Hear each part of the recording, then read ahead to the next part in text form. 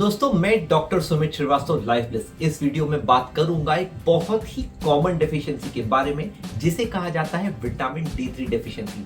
ये डेफिशिएंसी इतनी ज्यादा कॉमन है कि एक स्टडी के अनुसार अगर दुनिया भर में 750 करोड़ लोग हैं तो कम से कम 100 करोड़ लोगों को विटामिन D3 की डेफिशिएंसी है। एक स्टडी ऐसा भी बताती है कि इंडिया में ऑलमोस्ट 70 to 90% लोग विटामिन D3 डेफिशिएंसी से ग्रस्त हैं। आखिर विटामिन D3 डेफिशिएंसी इतनी ज्यादा इंपॉर्टेंट क्यों होती है? क्योंकि हमारी इम्यूनिटी के साथ साथ हमारी बोन हेल्थ को मेंटेन करना बहुत जरूरी होता है और ये किया जा सकता है अगर हमारे D3 लेवल्स नॉर्मल हो तो। विटामिन डी को ऐसा भी माना जाता है कि वो सनशाइन विटामिन है। आखिर क्यों? क्योंकि हमारा शरीर कोलेस्ट्रॉल की मदद से सनलाइट के इफेक्ट के साथ शरीर में विटामिन D3 बनाता है। क्या आप जानते हैं विटामिन D3 डेफिशिएंसी आखिर दुनिया भर में इतनी ज्यादा कॉमन क्यों है? क्योंकि बहुत ही कम ऐसे डाइटरी सोर्सेस हैं जैसे कि फैटी फिश या फोर्टिफाइड फूड जिसके से हमें विटामिन D3 मिल सकता है। फ्रेंड्स, विटामिन डी एक फैट सोल्यूबल विटामिन है जो हमें बहुत सारी क्रॉनिक कंडीशन से प्रोटेक्शन देता है जैसे कि type 2 diabetes, heart disease, cancer, depression and even bone loss. अब हम बात करेंगे विटामिन D3 डेफिशिएंसी के साइंस और सिम्टम्स के बारे में। Maximum time vitamin D3 deficiency कोई सिग्निफिकेंट साइंस और सिम्टम्स नहीं दिखाती, इसीलिए इस डिसीज का सही डायग्नोसिस तभी हो सकता है जब हम विटामिन D3 के लेवल्स को चेक करें। विटामिन D3 डेफिशिएंसी के सिम्टम्स भी बहुत बार नॉन स्पेसिफिक हो सकते हैं। पहला होता है फ्रीक्वेंसी ऑफ इन्फेक्शंस। जो भी लोग विटामिन D3 में डेफिशिएंट होते हैं ऐसे लोगों की इम्यूनिटी कम होती है, इसीलिए ऐसे लोगों में कोल्ड, कॉफ या फ्रीक्वेंट रेस्पिरेटरी इन्फेक्शंस होने के चांसेस ज्यादा होते हैं। अगला सिम्टम होता है एक्सट्रीम फटीग और टायर्डनेस। बहुत ज्यादा थकान होती है वो लोगों को जो विटामिन D3 में डेफिशिएंट होते हैं। अगला हो सकता है बैक एक या बॉडी एक्स। बैक एक और बॉडी एक होने का चांसेस क्यों होता है ऐसे पेशेंट्स को? क्योंकि ऐसे लोगों की बोन डेंसिटी कम होती है। विटामिन डी एक बहुत इंपॉर्टेंट रोल प्ले करता है कैल्शियम मेटाबॉलिज्म और बोन मेटाबॉलिज्म में। तो जो भी पेशेंट्स विटामिन डी में डेफिशिएंट होते हैं ऐसे लोगों को बोन लॉस होता है। विटामिन D3 डेफिशिएंसी के एडिशनल सिम्टम्स हो सकते हैं डिप्रेशन या इंपेयर्ड वुंड हीलिंग।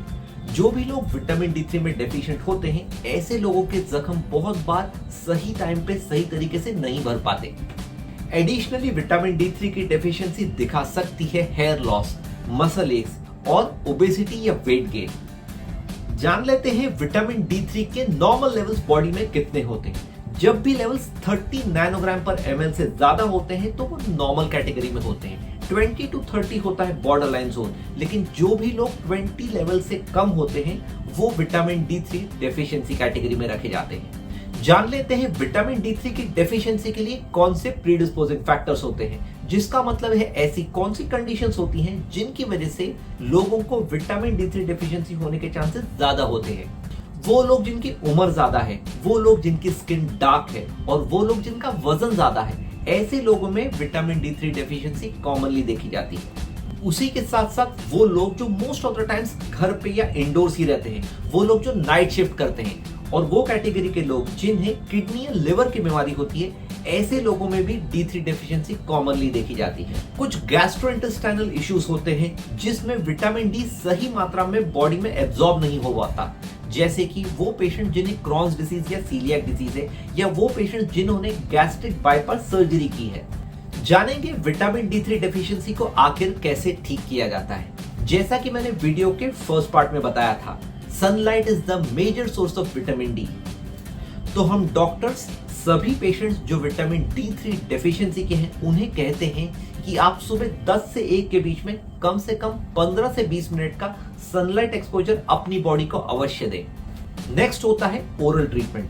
जब भी पेशेंट्स को विटामिन D3 की डेफिशिएंसी होती है तो उन्हें 60,000 units of vitamin D once a week empty stomach लेने को कहा जाता है, कम से कम 6 to 8 वीक्स तक के लिए।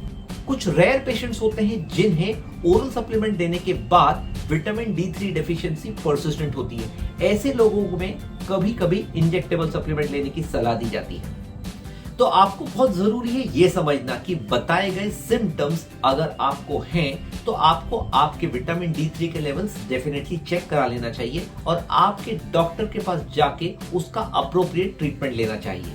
सिंस विटामिन D3 डेफिशिएंसी के मोस्टली सिम्टम्स नॉन स्पेसिफिक होते हैं, इसीलिए बहुत बार पेशेंट्स को मुश्किल हो जाता है ये डिसाइड करना कि वो टेस्ट करें या नहीं। ऐसे वक्त मैं सभी पेशेंट्स को एक ही सजेशन देता हूं, आपके जो भी सिम्टम्स है अगर वो काफी दिनों तक परसिस्टेंट है तो आपके ट्रीटिंग डॉक्टर या हेल्थ केयर प्रोवाइडर को अवश्य मिले और उन्हें डिसाइड करने दें कि वो टेस्ट कराना जरूरी है या नहीं। एक अच्छी चीज जो एज हेल्थ केयर प्रोवाइडर्स हम डॉक्टर्स देख रहे हैं पिछले कुछ सालों में, वो ये कि बहुत बार हेल्थ चेकअप में विटामिन D3 एक टेस्ट का इनकॉर्पोरेटेड पार्ट होता है, जिसकी वजह से कई लोग सिम्टम्स न होते हुए भी इस डिसीज का टाइमली डायग्नोसिस कर पाते हैं। तो उम्मीद करता हूं इस वीडियो को देखकर आपको विटामिन D3 डेफिशिएंसी के बारे में एक बेसिक आइडिया जरूर मिल गया होगा, क्योंकि हम सभी विटामिन D3 डेफिशिएंसी का टाइम पे ट्रीटमेंट करके अपनी हेल्थ को मल्टीपल बेनिफिट्स दे सकते हैं और अपनी इम्यूनिटी के साथ साथ बोन हेल्थ भी बढ़ा सकते हैं।